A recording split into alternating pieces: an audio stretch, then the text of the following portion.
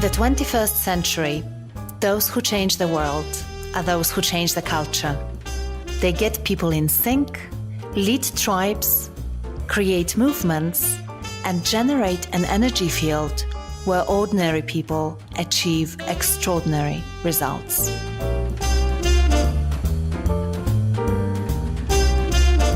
Culture always comes from the insurgent. It always comes from the outside.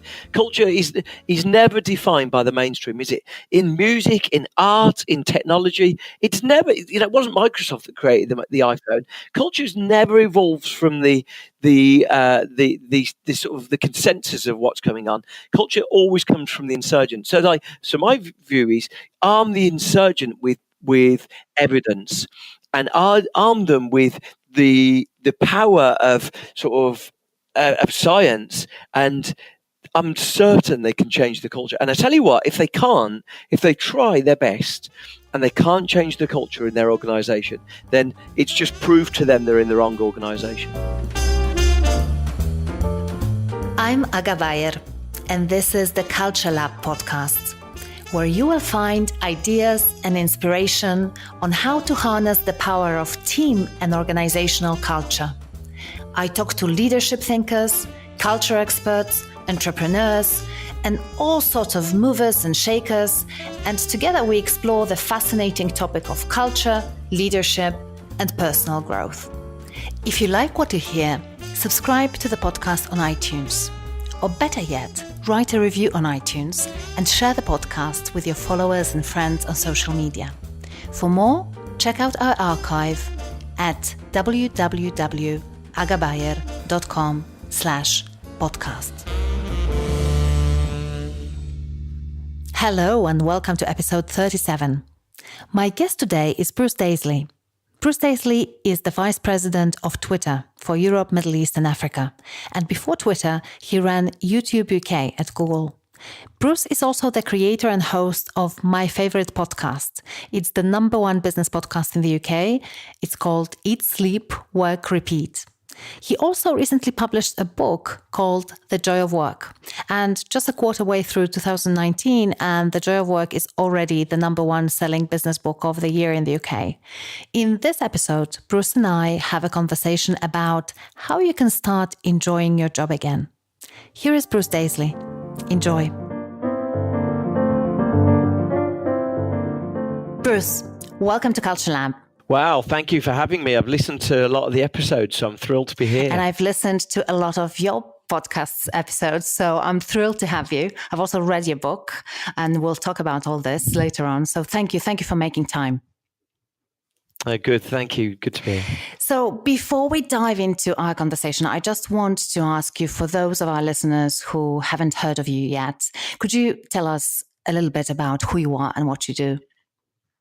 Yeah, so I guess the probably the first defining parts are that I'm the Vice President for Europe, Middle East and Africa for Twitter. I've actually been at Twitter for 7 years. I was previously at YouTube. I was sort of one of the first employees for YouTube in Europe for sure. And so I've sort of had, I've had a long time of digital experience. And I guess, I've seen some of certainly, probably Google is a culture that a lot of people have heard of, and a lot of people sort of searched. And so I've worked in some of those environments. More recently, I've turned some of my own passion and obsession with workplace culture into a podcast. So that's been sort of #1 business podcast in the UK. It's, had times where it's done well elsewhere as well. I've turned that into a sort of podcast. And then about a year ago, I was approached to turn the podcast. The podcast is called Eat, Sleep, Work, Repeat. And about a year ago, I was asked to turn the podcast into a book. And I thought, oh, why not? Actually, I'd never entered it with any firm need to do a book, but I thought, oh, why not? I should maybe do that. That's awesome. That was actually one of the questions that I intended to ask you, because I can imagine, having a job, a full-time job, like you do, it must be probably quite difficult to write a book. So I was curious, how did it come about? So you've been approached by a publisher, and basically your reaction was, hey, why not? Yeah, I mean, the funny thing is, so I was, as I was doing the podcast, here's what happened. So, the podcast Eat, Sleep, Work, Repeat is basically about making work better. Sort of, it started off about being happier at work, and then I think happiness in itself can end up being unfulfilling if you're trying to make anyone happy, if you're trying to make children happy, if your only objective is to make people happy, it often can achieve the opposite result. I chatted to one guy and he said, things like happiness, you need to aim at them obliquely. So you need to sort of try and achieve those results obliquely. So you don't aim for happiness, but you aim for satisfaction and fulfillment, and often happiness results from that. So that was sort of my interest at the outset. And as I was going through, there was I've sort of got one rule on the podcast, which is no CEOs.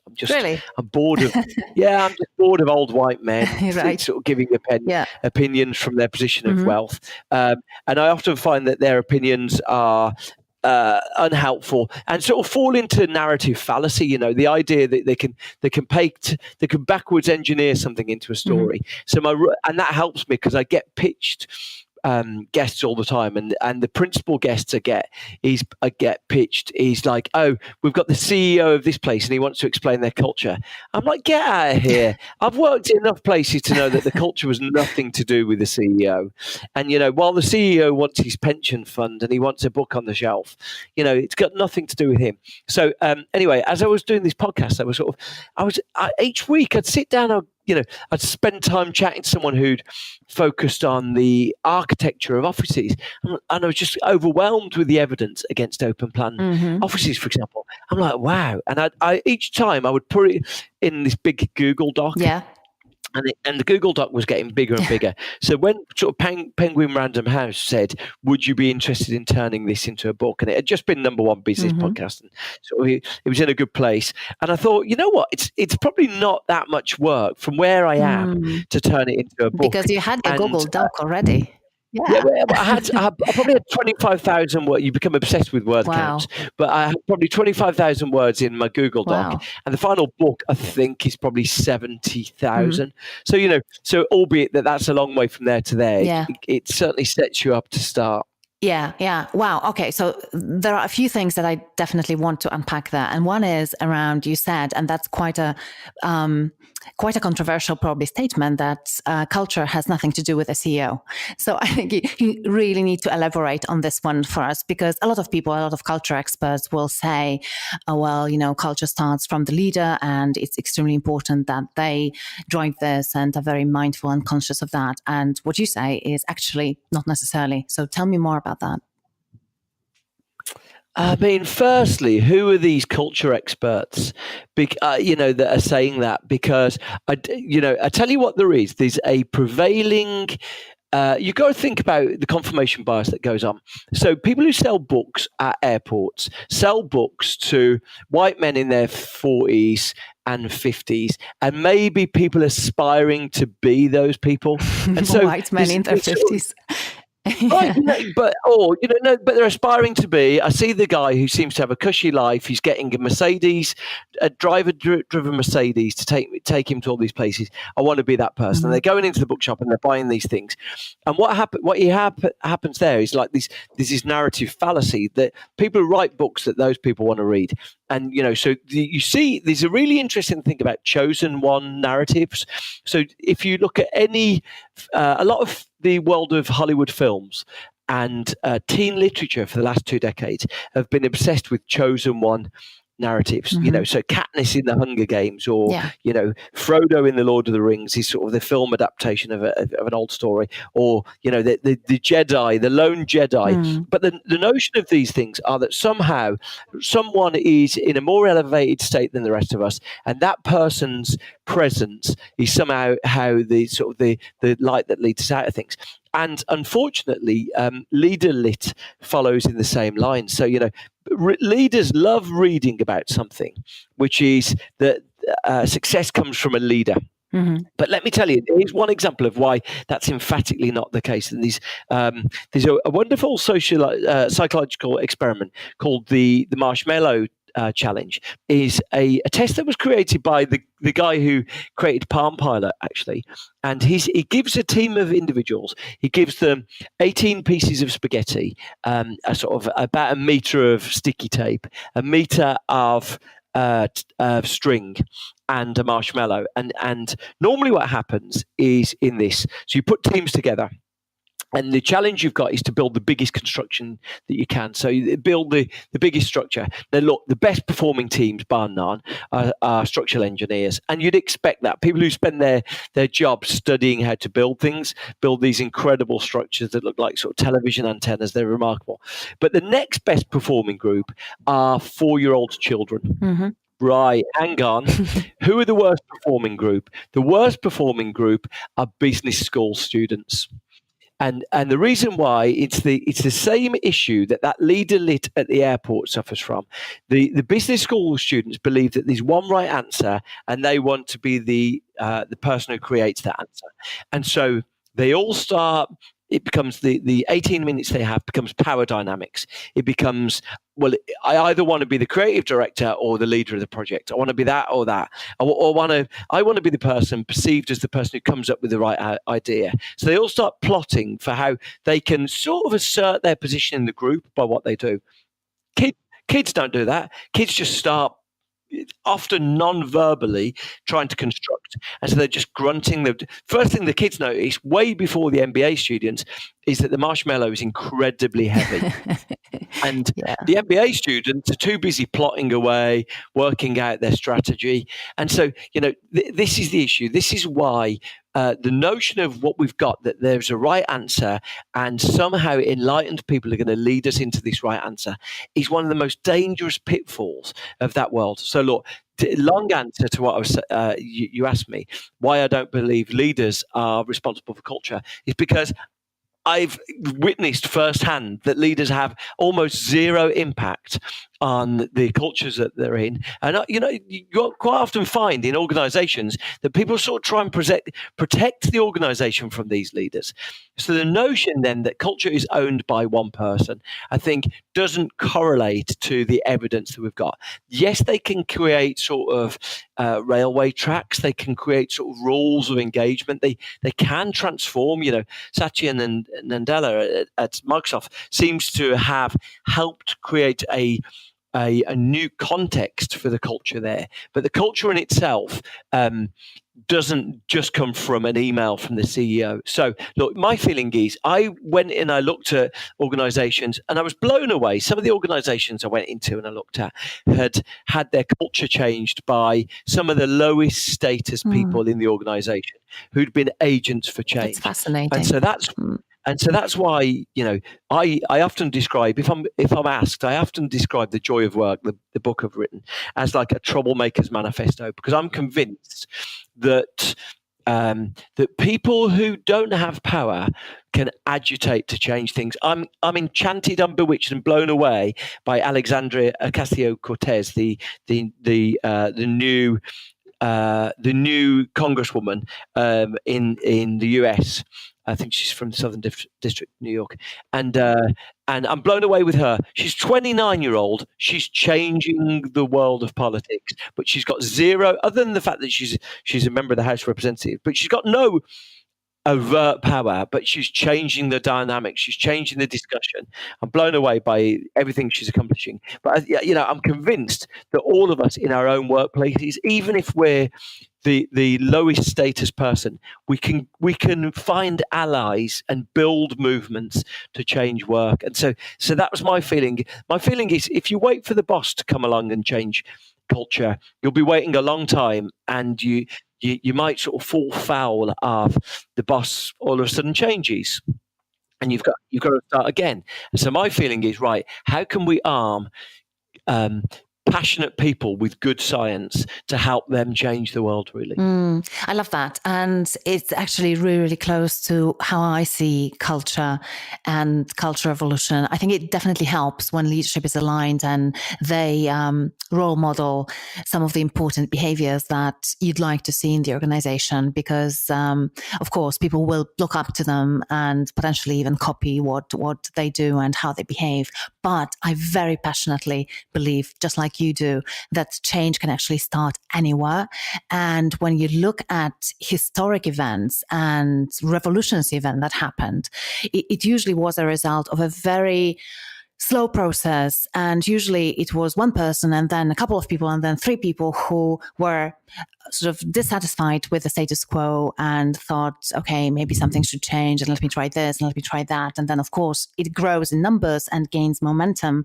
And eventually something big happens. But you cannot mandate those things. I absolutely agree with you here. Yeah. Exactly that. And it's always the insurgent that becomes, culture always comes from the insurgent. It always comes from the outside.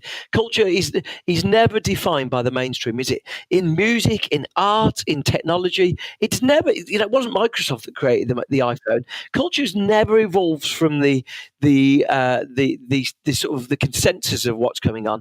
Culture always comes from the insurgent. So my view is arm the insurgent with evidence and arm them with the power of of science, and I'm certain they can change the culture. And I tell you what, if they try their best and they can't change the culture in their organization, then it's just proved to them they're in the wrong organization. So, for me, looking to these old white guys, and their leader lit book, let them read it. But I'm convinced it's not where the future lies. Really.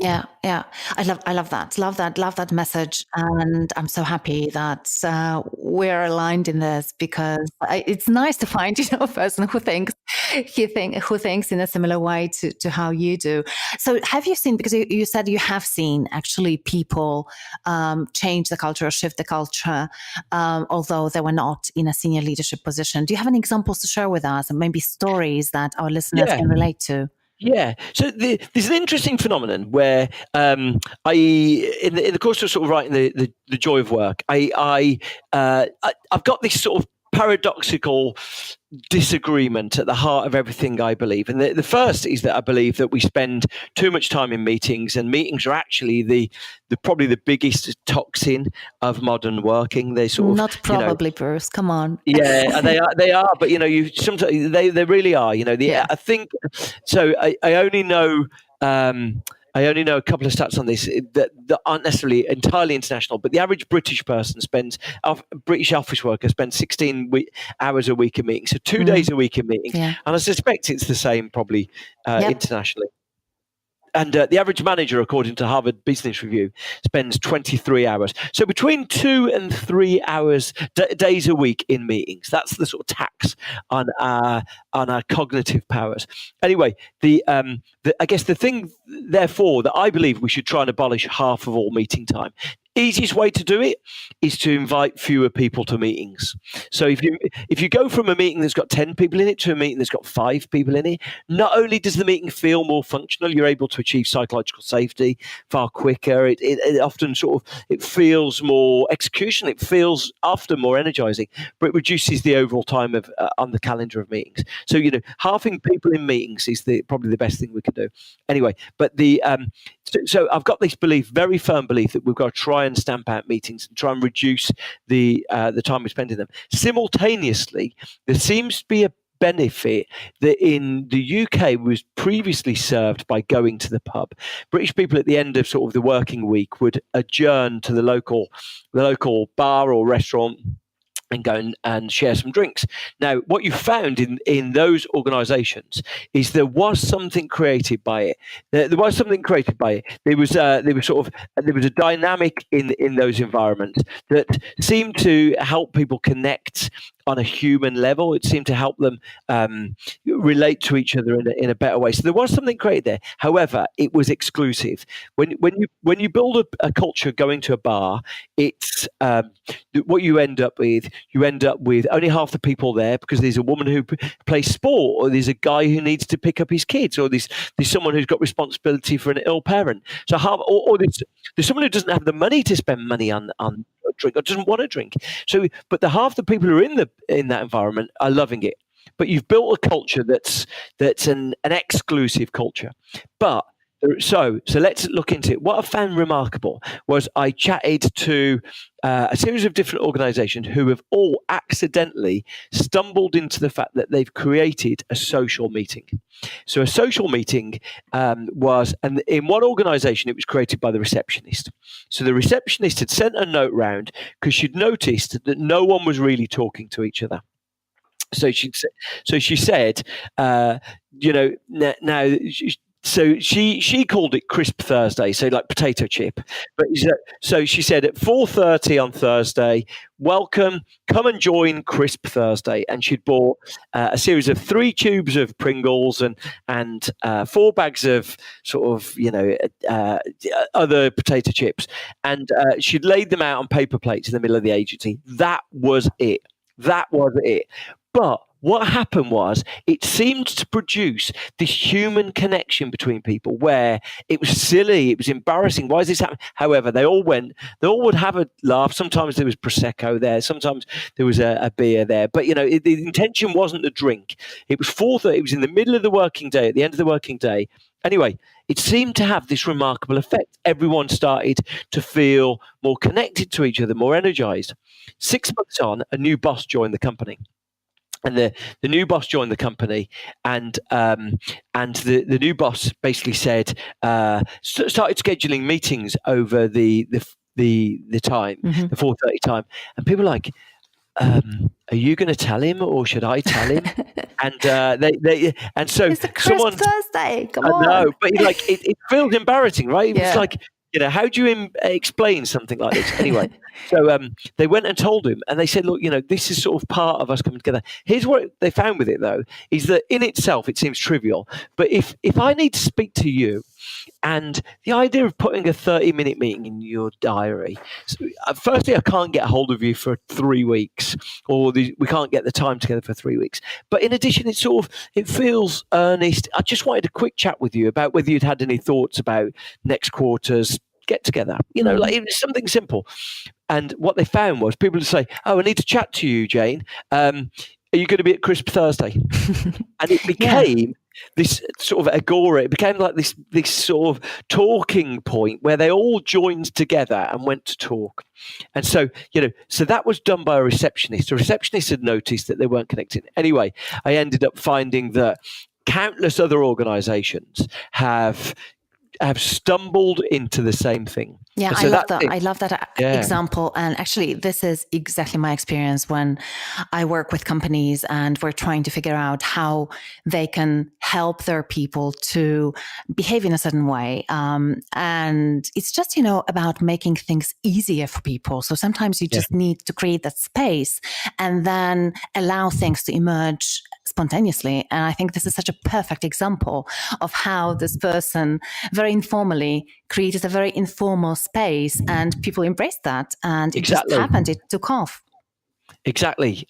And I find it so inspiring. I saw other examples. I shan't sort of go through a laundry list of them now, but countless examples of where someone, quite often we're in a state of learned helplessness. We might find ourselves going to a meeting every Tuesday. We've got a 2.5 hour meeting. Everyone who attends it knows it's disastrous, but we're scared to admit to each other it's awful. Yeah. And so, we might look to each other and say, good meeting today. And you're hoping that you see some recognition in someone else's eyes. Right. But quite often it's only when new people join that meeting, they're able to sort of look at everyone and go, oh, this is a terrible meeting. And for me, to then arm that person with a bit of evidence to say, okay, I wonder if there's a way to improve how we do that.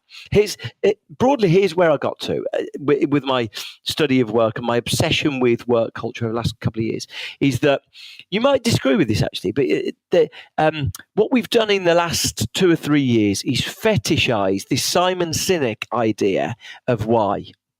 We've, the idea of purpose has sort of been big and resolute and sort of emblematic for the last 10 years. Everyone's known it. But but what has happened is it's almost been at the expense of everything else, and to some extent, it's been appropriated by people with bad intentions. So and Silicon Valley firms are especially guilty of this. So Silicon Valley firms will say, "We're here to change the world. Our purpose is we're changing the world one hotel room, one cab, one food delivery at a time." They'll come and they'll say that, and so the next line is they'll say to the people who work there, "Well, look, if you don't believe in changing the world, this isn't the place for you." Now, Simon Sinek will say, if you answer the question why, then your motivation will follow. But here's what's happening: there's a massive dissonance. If you look, there's a burnout epidemic, but it's not restricted to the businesses that don't have a sense of purpose. If purpose was this driving, energizing, and motivating force, if answering the question why was so transformative, then we wouldn't be seeing, and forgive the UK figures again, but we wouldn't be seeing that 3/4 of people in the health service are debating quitting their jobs, or 2/3 of British teachers are debating leaving their jobs. Because if purpose was this answer to everything, if it was the sort of the solution to everything, then that wouldn't be the case. It's not the case. And so firstly, as I said explicitly there, I do think purpose has been appropriated by people with bad intentions. But secondly, I think answering the question why doesn't get us all the way there. So, the intention with my book was that it's far less sexy. You're going to get booked for far fewer sort of speaking gigs, but answering the question how seems to be as important right now. So it's so interesting. So interesting, Bruce. Sorry for interjecting here, but I think that Simon is right about the why. That definitely it is one of the questions that you have to answer, and it helps if you have a compelling and inspiring answer to that question. But I'm totally with you that it's not the only and probably not the most important question. And I'm totally with you around the how. And also something that I have suggested recently is that we should be answering who and for who as well as organizations, because very often what I see is that companies totally forget or don't even look at for whom do they exist and who is their ideal client and what do they really want. And so definitely that there's a big conversation there about what sort of questions we should be asking ourselves, and why is definitely not the only question that we should be asking. I'm with you 100% on that one. Yeah, absolutely. So listen, I am really curious because as you say, you are obsessed about creating a better workplace and a better culture. And in your book, you talk about two megatrends that are transforming work at the moment. One is being perpetually basically connected to the workplace through our mobile devices. And then the other one is AI, artificial intelligence. And I'd like us to dive a little bit into the second one for a moment, because I think a lot of people feel that AI might actually threaten to steal their jobs. And what you say and what many other futurists say is that it will actually probably enable us to use some of our unique human strengths, such as creativity, for example. And this brings us to a really important issue, how the workplace today impacts our creativity. So what do you see when you look at how our workplace influences people's creativity and engagement today?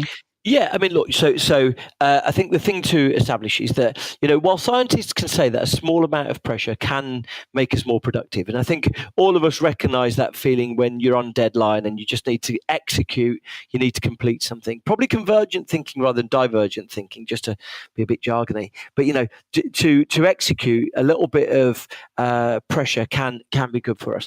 But so just for our listeners to clarify that, divergent thinking is brainstorming and trying to find as many ideas as we can, and convergent thinking is trying to narrow it down and find a solution to a problem. Yes, exactly. So exactly that. And so, but most of us, unfortunately, because we live sort of in lives are just a sort of an accumulation of stories and anecdotes, right? And so we all remember the time when, and actually one of the stories that unfortunately often is unhelpful is we remember the time when we were coming up to our exams. We remember working late into the night, sometimes pulling an all-nighter with good results. And what we forget is that we slept in till 3 o'clock the next day, and we had a big blowout. But we forget that. So in the story of working hard, we sort of believe, okay, late nights and hard work is one of the often essential ingredients. So, one of the mistakes we tell ourselves. Anyway, when you start looking into the neuroscience of creativity, you see immediately that your brain was configured to bring to kill our divergent thinking in times of danger. Our creativity is not intended to start unleashing lots of great ideas when the house is burning down. Your brain operates in a very sort of simple and focused way in those situations. Now, if you look at you mentioned the two trends. One of the trends is that since we got email on our mobile phones, and I suspect for some of your audience, that was always the way that things were. But when that happened, the average working day went up by about 2 hours a day. In fact, if you look at some of the evidence in the US, it suggests that the average working week has gone up to 70 hours a week with people who are connected to their mobile phones. But the reason why that's relevant is the average working day going up by 2 hours a day. When you look at the people who do use their email on their phone 2 hours a day, half of all of those people show the highest recordable levels of stress. So the operating system of modern work that I think we can all recognize, we're on our phones first thing in the morning, through lunch, and in the evenings. The operating system of modern work is stress. And the question is whether you've hit the maximum level or you're just at a high level. That's the truth of it for most. And people wear it as a badge of honor. And that really starts to get to me recently. I just can't stand that anymore because everyone still, and you would think, it's 2019, so probably we should become a little bit more sensible around this, but still you can see so many people saying, oh my God, I'm so stressed, I'm so busy, you can't even imagine, it's a madhouse here, instead of feeling a little bit embarrassed. If anything, right? Don't you find that people still wear it as a badge of honor?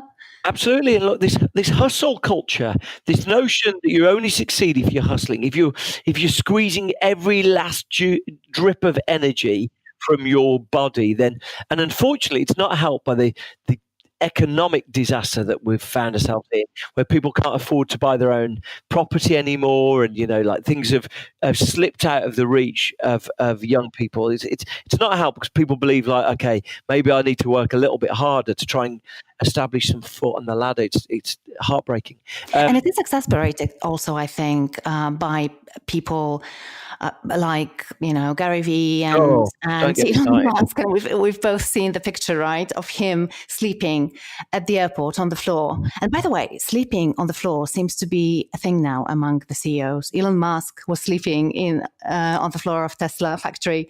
Marissa Mayer used to sleep on the floor in Google and Yahoo. So maybe there's a business opportunity there, like a lightweight, portable, luxurious sleeping mat for CEOs. What are your thoughts on that?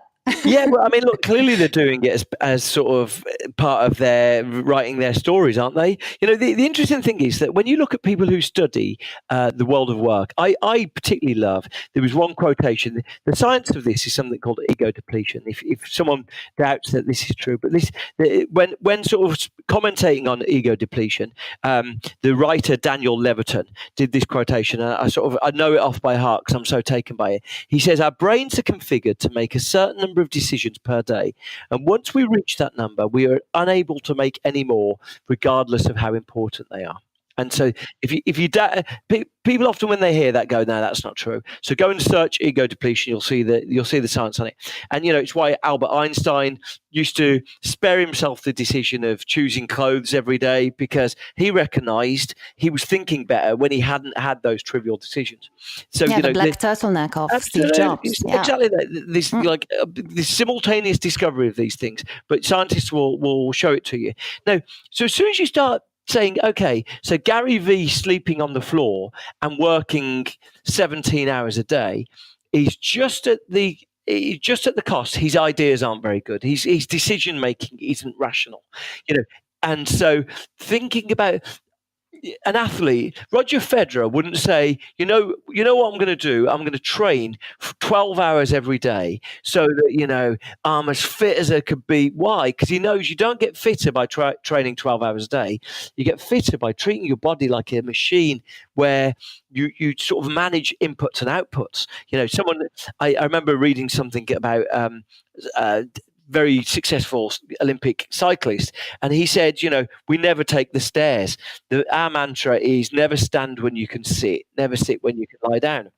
And their philosophy was manage your energy. Now compare that to the nonsense, the unproven nonsense of Marissa Mayer sleeping under her desk, or Gary Vee on a sort of 24-hour hustle.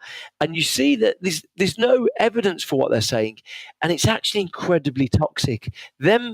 Them peddling these untruths, firstly, are painting an unrealistic picture of what success looks like to future generations. But it's just not true. Probably the best piece of work on the capacity of the working week was by a Stanford professor called John Penkerville, and he had a massive data set, and he looked at the amount of hours that people did. And so, for example, he found that in the working weeks that they were doing, if someone was working 7 days a week, merely by eliminating Sunday, their productivity immediately went up. So even just like for like, if they were working the same days, they actually produced more by taking a whole day off than they did by working on that day. Right? Okay, amazing.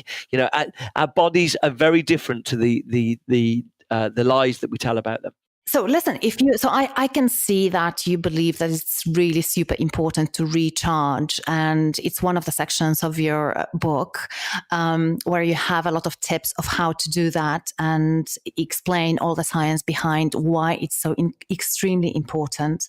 And so I'm wondering, there are 30 tips in your book, so a lot. If you had to pick just one, would it be, if we only had time to speak about one, would it be something from that section or something else? Have you thought about it? So the book's split into 3 sections. Recharge, sync, and buzz. And look, the reason why it was done there is because, I'll give you an example. I was talking to a charity, a non-profit came to me just before Christmas, and they said, we want to embark on a cultural change program, and but we're really struggling. And I said, okay, to explain why. And they said, basically, we invited everyone to a 3-hour meeting, and people declined. And I thought, this is the problem, because people are overscheduled. They've got 140 emails a day. People are overwhelmed with the demands upon them.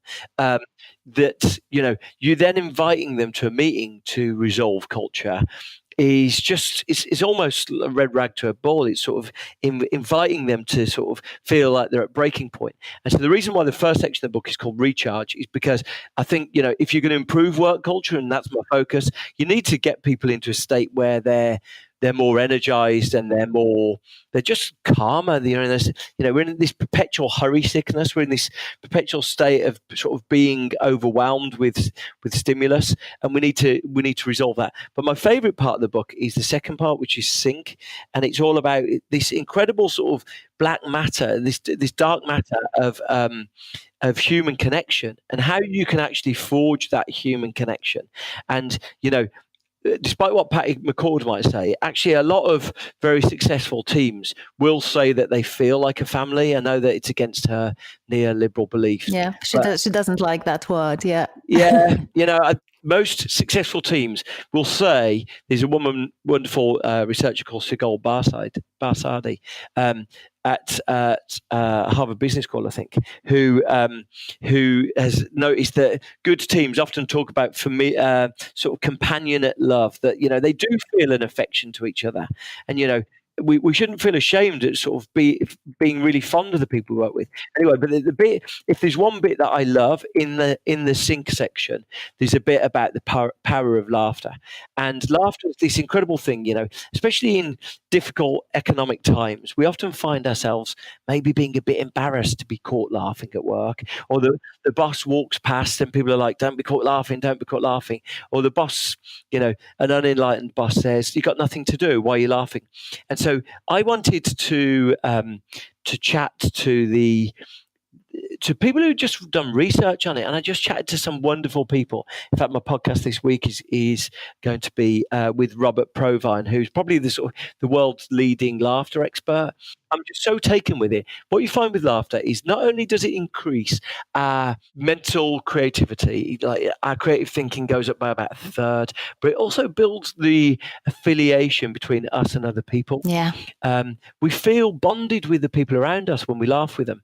And so for me, to get to some of the science of that, laughter isn't something that we should feel embarrassed about, or laughter isn't something that is like a nice to have. Laughter is to some extent the operating system of successful teams. Yeah. And one of the stories, and I really loved it in the book, was the story of your first job. And it didn't really sound terribly exciting. You said that it often involved clearing rat poo from under a sink, using paper towels, and donning sometimes a full body costume and handing out discount leaflets to football supporters. And yet you said it was not such a bad job at that moment in time. You were pretty happy.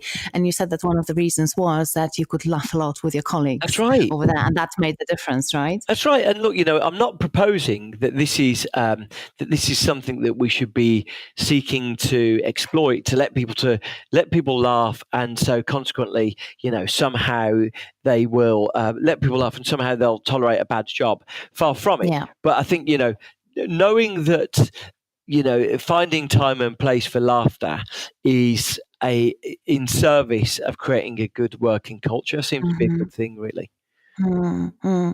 Listen, I have one question about a guy who you said inspired you, and there's a whole chapter in your book that is based on that phrase, evil mill owner. So you said that Dan Kieran was someone who shared this personal story of how he struggles with that syndrome. Can you tell our listeners what it is? And then I have a follow-up question about that. Yeah. So I guess, these what he said to me, he's an enlightened publisher, he an enlightened boss. He runs a sort of quite a clever publishing business, a sort of on-demand publishing business. And he said he hates it, but inside of him, despite his best intentions, there's the spirit of a 19th century mill owner. And what he finds is that, if people aren't at their desk at 9:30, he knows they must be doing something. He knows they must be sort of occupied with something that's relevant. But when they're not at their desk at 9:30, he can't help but think, where is everyone? Where is everyone? These guys, it's, this is not okay. Or when they're not back at their desks after lunch, but, it gets to 3:00 and people aren't at their desks. His first instinct is to say, where is everyone? Right, okay. And I thought that was a really interesting reminder that we can often find ourselves in a place where we know that colleagues are capable and hardworking, but we can sometimes think the worst. I think the most unacceptable thing probably that you can say to someone in an office is to comment half day when they get up to leave their desk. If someone gets up to leave at 4:00, let me tell you, they're deeply self-conscious. They're probably, if it's a parent or they're probably embarrassed that they don't want to be spotted. They want to leave as quietly as possible. And so someone saying to them half day has merely compounded in their head the notion that everyone around them thinks that they don't work very hard. And so, in fact, one of the first things I did when I was here at Twitter is I said to people, the only unacceptable thing to say is half day to someone, because I just think it creates this sort of gentle toxicity where I guarantee what would happen is if you chatted to the people who did that, they'd say, I was only joking. But that's the problem. Through the casual acceptance of these little jokes, totally, we create a really a really sort of unwelcoming environment, really. Absolutely. I think they call them microaggressions, those phrases, right? It seems really sort of not such a big deal, but actually, you say that and then you create that atmosphere that it's not an okay thing to do and make people embarrassed. So I have two questions around this. One is, if someone recognizes the syndrome in themselves, is there anything that they can do, to fight it? And if yes, what is it? And how can they overcome it? Yeah, I mean, I'm very much of the opinion that giving something a name, knowing it exists, is the first stage to recognizing it. So, the very fact that, we might be in a situation where you say, okay, I'm no longer going to be the evil mill owner. I'm no longer going to be the person who's making comments to people. The moment you've done that, you're sort of halfway to actually improving the culture of the workplace around you. So I think, for me, that's the first step. The first step is giving it a name. And I think, there's no easy solution other than just checking yourself. There's not going to be. That's quite hard sometimes, isn't Yeah. it? Just to be self-aware and notice those things as they arise. And yeah, that's a tough bit. Yeah. I think, but as soon as you're aware of it, you can stop these things. I was noticing. I was, I was just noticing recently. I was on someone's social media post. I was thinking, God, they always look so miserable. And I told them, you always look so miserable. I thought, you know what? I'm that guy who shouts, smile to the people in the street. I thought, you cannot comment on someone else's reality when it's unwelcome. So I think, just being aware of it is a good first step. Yeah, I love that. So, second question that I had after what you shared with me about you telling people that one thing that is not allowed to say here is half day. Was this a moment where you felt like you are sort of consciously shaping the culture, or did you have any other moment? Because what I'm driving at is, I think that every single person in every organization, as you said, is shaping culture, whether they know it or not. And I'd like our listeners to be able to start noticing how they are shaping culture in their daily life, either by doing things differently or accepting some things. So I'm really curious to hear some examples from you. And of course, in your case, you are a vice president, so you have quite a high position. So I suppose that in a way, probably the waves that you create might be higher and stronger than other people, although I know that you don't believe that. But anyway, long story short, I would be really curious to hear some of the stories of when you realized, oh, actually what I'm doing really has an impact on our culture. Yeah, I mean, before I did the book, about a year before, myself and sort of a friend really created something called the New Work Manifesto. You can find that by sort of searching that. But we and the intention of that was: are there simple hacks that anyone can bring to the world of work that will help them rewire their relationship with their jobs? Work feels overwhelming and exhausting. What can we do to sort of reconnect to improve our relationship? And one of them, the first one we put on there, some of them, they're incredibly trivial. Some of them, deliberately trivial, back to sort of answering the question how. Turning notifications off on your phone, not emailing at the weekends.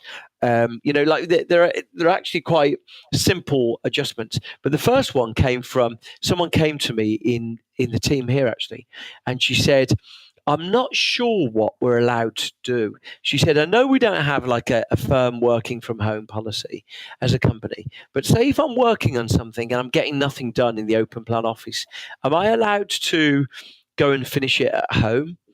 And I thought, wow, what an incredible thing where we've basically turned adults into infants.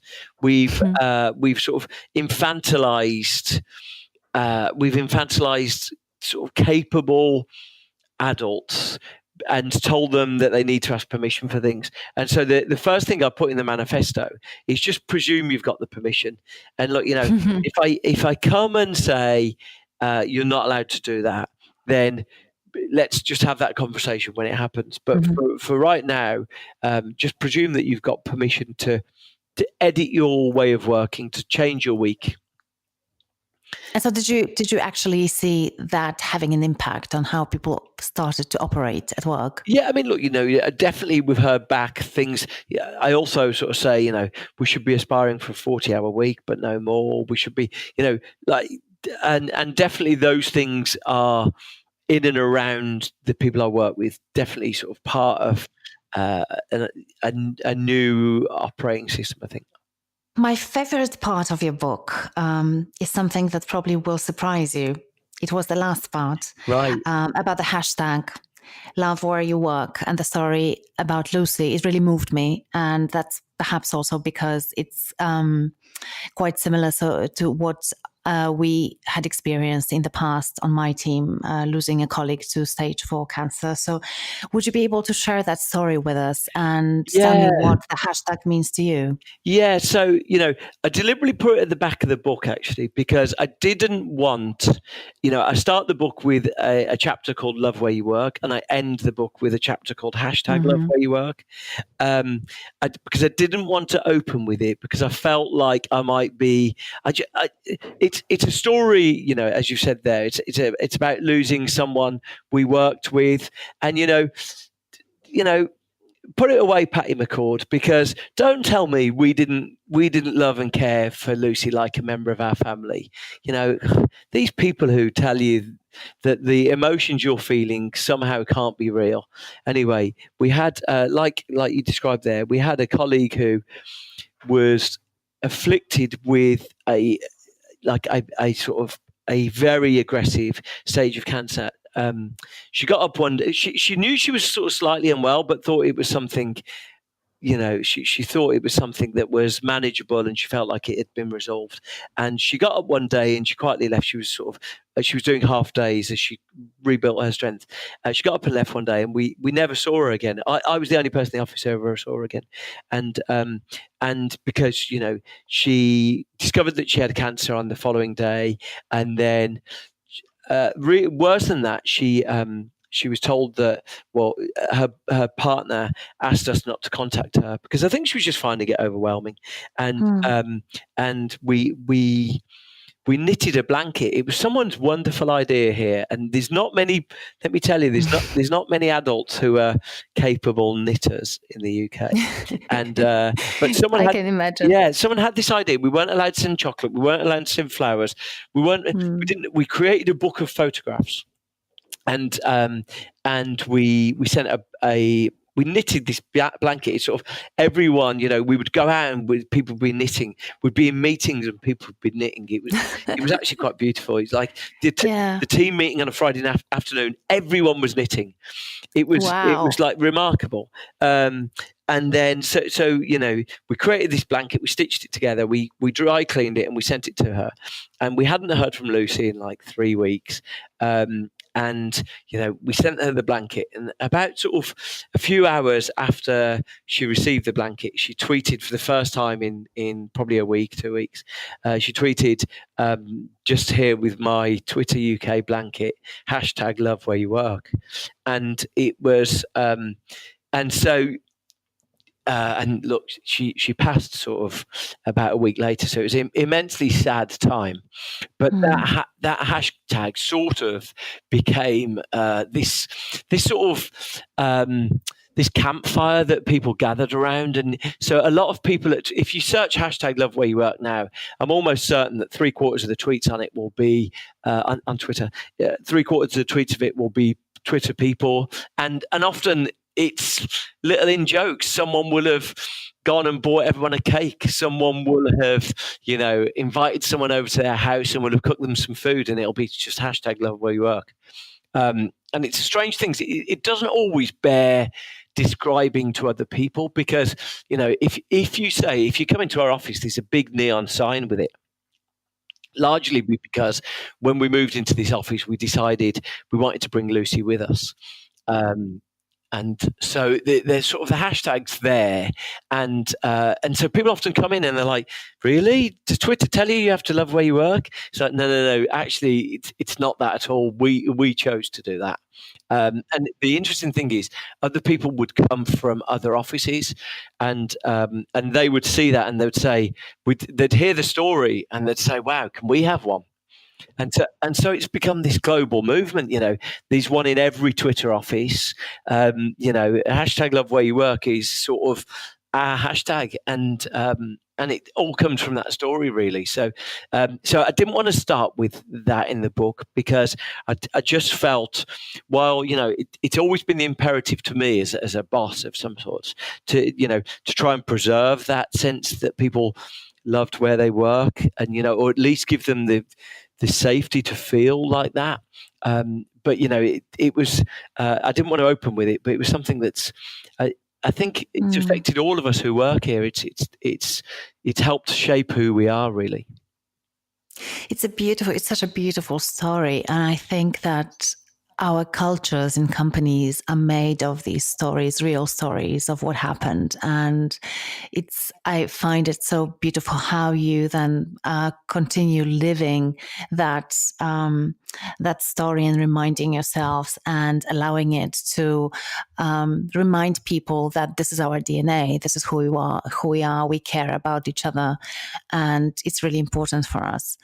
I think not a lot of companies get that right, because again, I think it goes back to your point that culture is organic. You can't really design it as if you were designing a car, and you can't mandate it. Those things have to happen organically. But when they happen, I think it takes really sensitive and smart people to notice those moments and protect them and pass them on to other generations of employees so that they can identify that DNA faster and quicker and really embrace that. Exactly, precisely. And for me, it's a bit like the secret of hosting a good party. Everyone can see what a good party is and can see what a bad party is, but there's an art to getting the party right. And someone who does it inexpertly will miss some of the touches that help the conversation flow, that help people feel connected or not awkward around each other. So and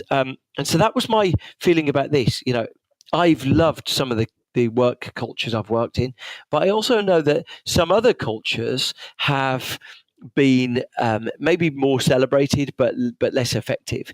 And so for me it was what's the how of that, and sort of having spent 2 years studying the psychology of these things, it became, okay, what are the ingredients? What are the, you might not do all 30 things I propose in the book, but are there 4 things, are there 4 things that you could try that could make your workplace better? Yeah.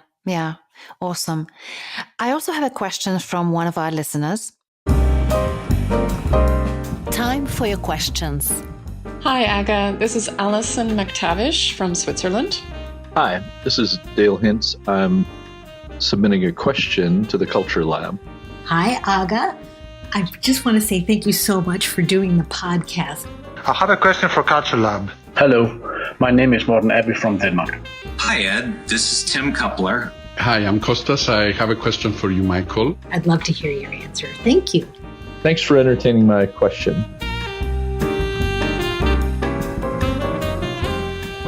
Hey, Bruce, it's Jeff Wellstead. I just got a couple of quick questions. First of which is, what are, in your view, sort of the 3 top cultural disruptors, the things that we all kind of need to look out for and to fix in advance?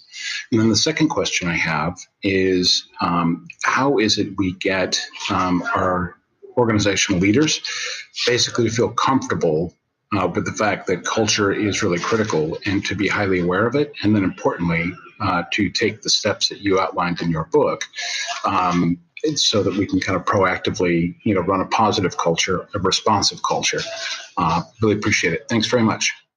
Thank you for the question. I think the thing that I would say, the cultural disruptor for me par excellence is evidence. And so, look, the evidence for open plan offices is spectacularly bad. And most organizations are not going to move away from open plan offices. However, once you accept that open plan offices are bad, then you can say, okay, well, we can't afford to change open plan, but what is our coping mechanism? What is the way that we can empower people to do their best work aside from an open plan office? So, evidence is the disruptor par excellence. And, for me, the more you look at evidence, the more the evidence is pointing the way away from some of the things we do. Modern work is polluted with interruptions. It's polluted with... Yeah. So when you say evidence, Bruce, sorry for interrupting you here, you mean scientific evidence, right? Or exactly... people who've done investigations into things. So, normally they're scientific, but, some of the science comes from just people who, some of the science comes from people who created technology to measure things. Some of the science comes from people who've done a more sort of layperson's approach, but have categorized it. So, Jeff Sutherland, the guy who created the Scrum methodology, one of the first sort of agile methodologies, he's not a scientist as such, but he helped categorize the way that and collect data on the way that projects were being run at the time was leading to just massive overruns and overspends. And so, so it's sometimes scientific, but it's sometimes just people gathering evidence of what they're doing. Yes. So, but, for me, that's the disruptor, just proof. And that's why it leads into the second question. So how can you draw this to bosses' attention? I'm convinced that most bosses don't want to crush what is proven to be right. If you present evidence to bosses have normally got an imperative to deliver on something. And so if you give bosses evidence that we think this would be more effective, I'm convinced that most bosses presented with the evidence in a good case will normally say, okay, give it a go. And, maybe I'm foolishly optimistic there, but, back to Crisp Thursday, back to, the other examples I saw, I'm convinced that we can all be agents for change of our culture. We can all change the culture far more than we think. And so giving evidence to those people. I'll give you another example. That I love the evidence about diversity, but the evidence of diversity is a really important counterpoint to those people who say, I operate on common sense. So if you look at the evidence of diversity, there's a wonderful survey at Harvard University where they got people to solve a very simple puzzle. It was a murder mystery. And they put two members of a university frat house in a room. And they gave them the murder mystery puzzle. And they were given sort of 10, 15 minutes. After 15 minutes, another member of their frat house joined. And they continued for another 5 minutes. After an additional 5 minutes, the final member came into the room. In half of the cases, it was another member of the frat house. In half of the cases, it was a stranger. Now, if you asked people, back to people who operate on common sense, if you asked they asked the people in the experiment, the people who were in the exclusively frat house group, so 4 members of the frat house, say that they loved the mystery. They thought it was fantastic. They were really energized by it. People who had the stranger came in, reported that they enjoyed it significantly less. They didn't enjoy it. Their enjoyment of it was really disrupted by a stranger arriving. However, when you look at the results, the people who are in the frat house got the results right 30% of the time. The people who are in the diverse group got the results right 59% of the time. So even though diversity often feels uncomfortable, and it's a discomfort we need to learn to live with and get through, we can find comfort in that initial discomfort. But when we only operate on common sense, when we only operate on instinct, we end up making the wrong decisions. Now, look. Yeah, we have biases, right? And unfortunately, they don't help us. I heard yesterday really mind-blowing research about salespeople and who is more effective. And I think they had 5 different categories of people. And one of them was relationship builder and another one challenger. And, on first instinct, you would think, relationship builder probably is going to be the most effective person, especially long-term in sales.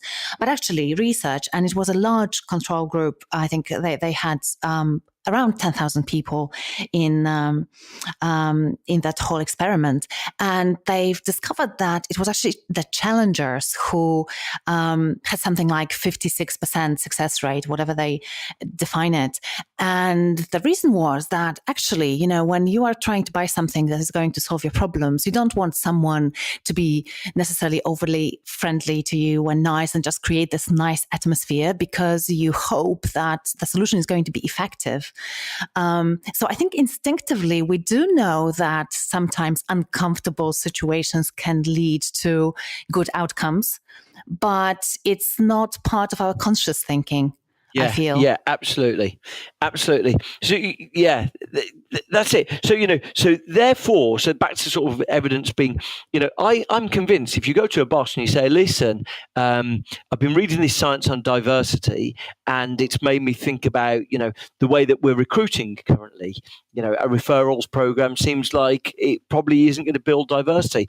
I'm convinced the boss with that evidence, when you show them that case study, it's why I keep saying to people, look, just buy one copy of the book, photocopy that chapter and hand it round. I'd much rather people subversively used the evidence that's there to be the agents of change in their organization. I think that's definitely one way to do that, and it's really important. But sometimes I have a feeling that it's not just lack of understanding and lack of knowledge of the science is already out there. And I think particularly around culture, this conversation has been going on for a while. I think now when you talk to the majority of the CEOs, they know already that culture is super important. And yet I think something stops them for really being serious about it and doing something about culture. So I think that, again, it goes back to your initial point. The how is really important. We really need to give people the tools, not just talk about how important it is, but also show them how they can actually do it. And what I love about your book is that the tips and the ideas, they are very practical and sometimes really small changes, very easy to do. And I can see how they can have major positive impact on the environment of the person who's doing those things. And then hopefully, you have that ripple effect. So it starts growing and it starts impacting more and more people in the organization. Yes, absolutely, exactly that. That's exactly that. The fact that they're practical and they're achievable, I think to some extent is an advantage. When I say to people, turn the notifications off on your phone, it feels incredibly trivial. It feels like, how's that going to improve things? But in fact, half of all people who turn their notifications off on their phone leave them off forever. So. So, there's definitely and they feel like a mental headspace. I think you mentioned earlier on the fact that I think you mentioned earlier on, basically a lot of us find our ideas come to us when we're not doing things. And so, when we live a cluttered life and an overscheduled life and we've got too much on, we leave no space for our daydreaming, what's sometimes called the default mode in our brain. We leave no space for that. And quite often we find that's where ideas live. So the more that you can just try and give yourself a break from a few of these things and allow yourself to declutter your mental map, the world that you're living in, it seems to be that those small changes have a disproportionately powerful uplift. Love that. And I think actually now an idea popped into my mind that each team could create a sort of a manual of how, if they know what are the things that are holding them back and what they would like to be able to experience in terms of culture in the team, they could think about their own, use your book, of course, and get some ideas from there. And then also create their own ideas of how to hack some of those issues with simple things, simple changes that are going to create that impact that they're looking for. So I think it's a great inspiration, not just in terms of practical ideas from your book, but a great inspirations for teams to take it even a step further and figure out, what, and maybe they can send you an email as well if they have, maybe, in the second edition of the book, you can include some of the ideas from the readers. Yeah, I'm very willing to, either there or in my podcast. I always say to people, feel free to link into me. People, I love hearing, I'm doing an episode of my podcast about WeWork and about co-working spaces, which I think are fascinating. And I put out a post yesterday, just email me. I don't want to hear from just like the same 4 or 5 people. I want to hear loads of different perspectives on it, really. I love hearing from our listeners as well. So it's good, isn't it? Totally relate to that. Yeah, it's beautiful. Such a nice thing to know what people think and exchange ideas. So last section of our podcast is the rapid fire Q&A. So I'm going to ask you 5 questions really fast. You are a fast talker anyway, so I'm sure that we're going to get them in under 2 minutes. So the first one is, how do you define organizational culture, Bruce? Yeah, I mean, like it's often intangible. Probably the most established one is the way things get done around here, and I think I do subscribe to that. But it's a bit like the air in the room. It's often difficult to directly change it. You've got to just try and create an environment when it's created. So it's the way things that get done around here. And what are the signs that a company culture needs some work or perhaps even a major overhaul? Yeah, I mean, look, I think half of all office workers report feeling burnt out, where they don't have enthusiasm or energy for their job. And that's becoming a norm. And I mentioned that it's bigger in other professions, but it's becoming a norm. And unfortunately, what's happened is that we've been enchanted by some of these big technological inventions of the last few years. And we've decided all of those inventions, by the way, were invented in dorm rooms. The cultures that have sprung up afterwards to sustain them have no connection to the original idea, the original innovation. But we've become taken with these big iconic cultures, and we think we need to hustle, we need to work harder, we need to sort of work longer hours, and there's just no evidence for that, really. Yeah. Are there any companies that you admire for their culture, apart from Twitter, I suppose? Well, look, I'm honoured to work here. I laugh every day, and actually, I think our CEO's inspiration, and in terms of his own work-life balance, he's brilliant. Are there any other companies? I mean, look, I like the mantra of Slack, which is do a good day's work and go home. And they want people to finish work at 6 o'clock and then forget. And they even took out their table tennis tables and so on. Yeah. Awesome. So I love that approach, like to try and say that we're not going to just work longer, harder, Yeah, love that. What books on culture or leadership would you recommend? And clearly, I would recommend your book, definitely, The Joy of Work. But what else? What else should our listeners read? Yeah, I mean, look, I loved Social Physics by Sandy Pentland, which was a fascinating. He sort of did this really interesting thing where sometimes we watch sport matches and we watch heat distributions on the court or on the pitch. And he said, how about we do that for an office? Yeah. Wow, what a mad idea. Incredible. Yeah. And he learned lots of how value is created, how culture is created from that. And certainly, like there's some ideas in there where you sit there going, "I've never heard these ideas, but my mind is blown by them." And I do include some of it in my book, but add that to your wish list, I would say. Yeah, awesome. I'm going to post a link to the book in the show notes. So, final question.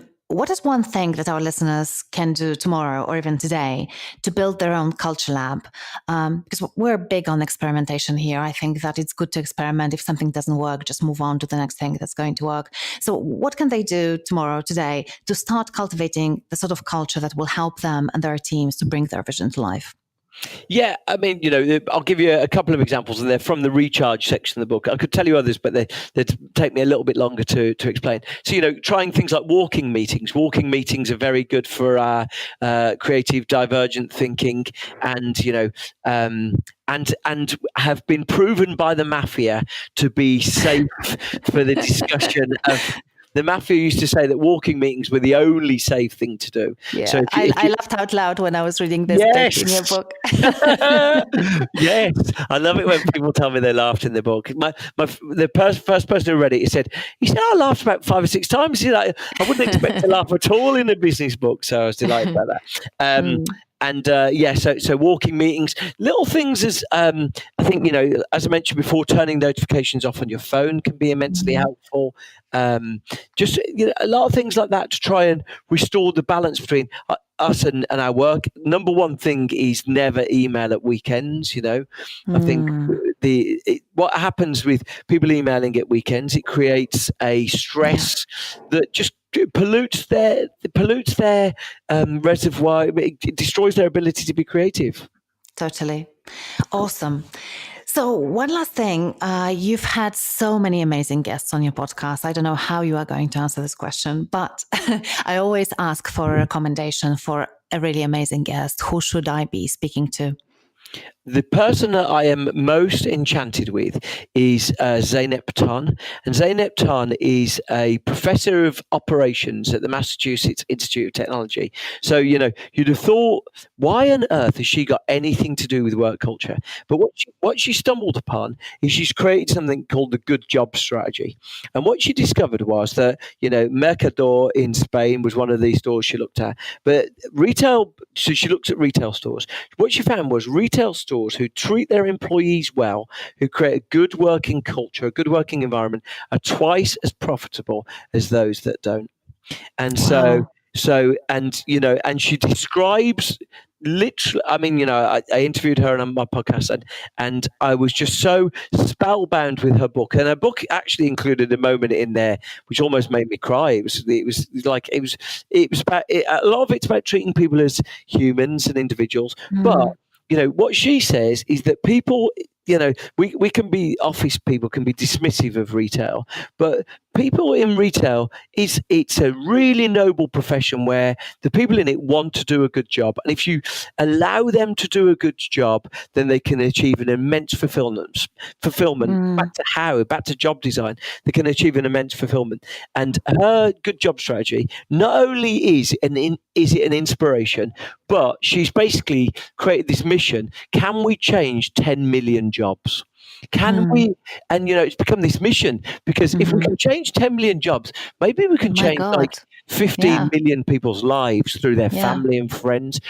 And it's like, wow. Exactly. Walmart approached her and said, would you come and do it? And she's like, okay, this is going to be really hard to get from where you are to where we are. But let's do it. So she's an inspiration. Totally, Bruce. And, it's interesting because sometimes our listeners will reach out to me and usually it's people who work in organizations, but occasionally I get an email, and I actually got an email, I'll never forget that, from a woman who is homemaker. She's a stay-at-home mom, and she said, I really appreciate your podcast because you wouldn't believe what a huge impact company culture has on our family life.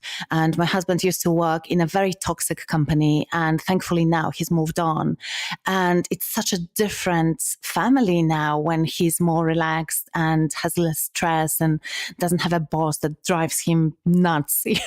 So it was incredible to hear from someone who's actually getting influenced by what's happening at work, at home, So we sometimes forget about that, but you're totally right. Those families really experience those cultures as well. It's not just the employees. Exactly that. You can change lives with this stuff. The one thing that's most depressing is that heart attacks peak on Monday morning. And, there's a reason for that. That's not for any other reason than work gradually, slowly, and against everything that we would hope, it gradually, slowly kills us. When we're not careful, work kills us. And, and bad bosses are responsible for that. So, absolutely, if we can, I'm so inspired by Zeynep, and her book actually is wonderful. But the more that we can all set about thinking, look, we can be more productive. It's not like this is a cost. We can be more productive by doing these things. So let's sort of improve culture for the right reasons. Yeah, I love that. So are there any final thoughts that you'd like to leave our listeners with? Well, no, look, thank you for creating such a wonderful podcast, and I've loved listening to the past episodes. So I'm just so honoured that you've chosen to talk to me. Thank you, Bruce, and vice versa. I love your podcast. So we're in a society of mutual admiration here, and I loved your book, of course. Thank you so much. Thank you for making the time, and I really appreciate you sharing all these ideas with us, both in the podcast and in the book. I know how much commitment and passion it takes to keep going. So I just want to say thank you for keeping going, and please, keep on doing what you're doing, because I think it really does make a difference to everyone. Thank you so much. Lovely to chat to you.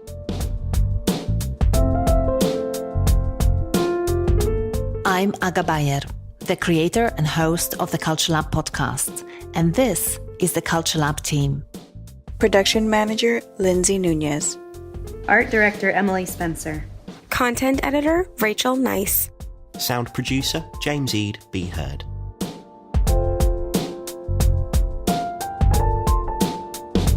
If you haven't subscribed to Culture Lab yet, you can do it on Apple Podcasts, Stitcher, Spotify, and many other places where podcasts are available. And if you'd like to subscribe to my newsletter, go to www.agabayer.com/podcast and scroll down to the very bottom of the page. That's www.agabayer.com/podcast. Also, we would be ever so grateful if you could rate and review Culture Lab on iTunes or anywhere else you listen to it. And now, before we say goodbye, I want to give you a preview of my next interview. This time, my guest is Greg Sittel. He's a popular author, speaker, and an advisor, and he has a new book coming out. The title is Cascades: How to Create a Movement That Drives Transformational Change. It was published by McGraw-Hill in April 2019. And we had a lot of fun speaking with Greg. We spoke a little bit of Polish as well, so you'll be able to hear it on the podcast. Plus, there is a little bit of swearing in Polish as well. Greg's previous book, Mapping Innovation, was selected as one of the best business books of 2017. He contributes to Harvard Business Review and Inc., and he's been featured in other A-list publications such as Barron's and Fast Company. Recently, he was also named by Innovation Excellence as the number 2 on the list of the top 40 innovation bloggers, and by IDG as one of the 10 digital transformation influencers to follow today. And here is a little preview of our conversation. There's so much talk and time spent on whether change should be top down or bottom up. But the truth is transformational change really happens side to side. And as soon as you feel like you have to convince people you're going down the wrong path, either you've got the wrong problem or the wrong people. And the way to really bring about transformational change is to identify people who are already enthusiastic about the vision. And then you empower them to bring others in who are maybe slightly less enthusiastic. And that's how you gain momentum and bring in more people still. So, and that's really what a cascade is. So you want to identify those early apostles and empower them to carry your movement. Thank you for listening to this episode of Culture Lab. If you found any moments that were interesting, inspiring, or maybe even game-changing, please share it with someone who'd appreciate it.